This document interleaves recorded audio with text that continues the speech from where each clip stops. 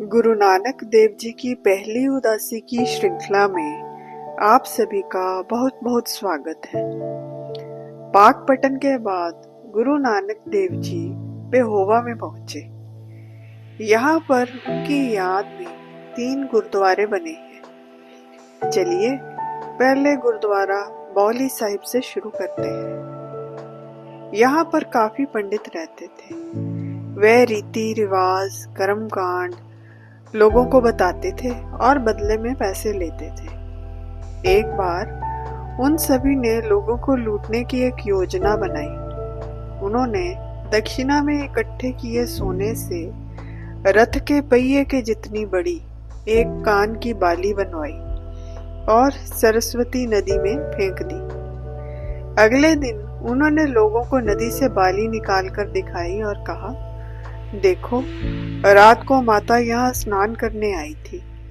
उनकी कान की बाली यहाँ गिर गई और रातों रात ये इतनी बड़ी हो गई। यहाँ इस जगह दान करने का यह फल है कि दान इसी तरह कई गुना बढ़ जाता है। यह देख लोग उत्साहित होकर सोना चांदी दान करने लगे। जब गुरु नानक देव जी यहाँ आए तो उन्होंने उन पंडितों से बातचीत की और कहा, जैसे लोगों का दान यहाँ कई गुना बढ़ जाता है, वैसे ही किए हुए पाप भी कई गुना बढ़ जाते होंगे।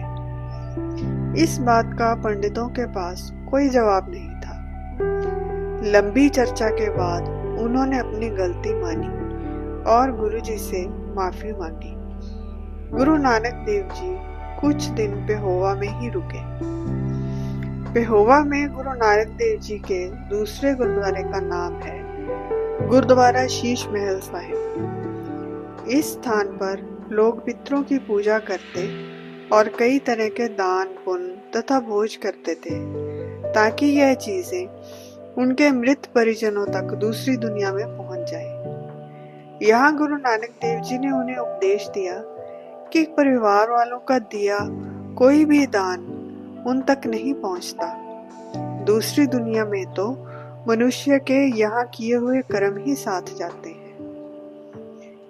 नानक आगे सो मिले जे खट्टे काले दे। पेहोवा में ही इनके तीसरे गुरुद्वारे का नाम है गुरुद्वारा त्रिवेणी साहिब। यहाँ पर कालू चौधरी नामक एक व्यक्ति रहता था। उसने लोगों से ऐंठ कर काफी धन इकट्ठा किया हुआ था। जब गुरु नानक देव जी के प्रवचन उसने सुने तो वह बहुत प्रभावित हुआ। वह गुरुजी से मिला और उसके वज्र कपाट खुल गए। उसका मन शांत एकाग्रचित हो गया। वह गुरुजी का सिख बन गया और उसने गुरुजी की याद में एक बाली बनवाई। इन तीनों स्थानों को गुरु अमरदास जी, गुरु हरगोबिंद जी, गुरु तेग बहादुर जी और गुरु गोविंद सिंह जी की चरण छूह भी प्राप्त है। आज के लिए बस इतना ही।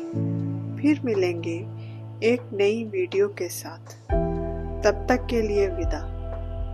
आपको ये वीडियो कैसी लगी कमेंट सेक्शन में जरूर बताइएगा। लाइक, सब्सक्राइब और शेयर करना न भूलें। अनजाने में हुई किसी भी भूल के लिए हृदय से क्षमा और मेरी इस वीडियो को अपना अमूल्य समय देने के लिए आप सभी का बहुत बहुत धन्यवाद।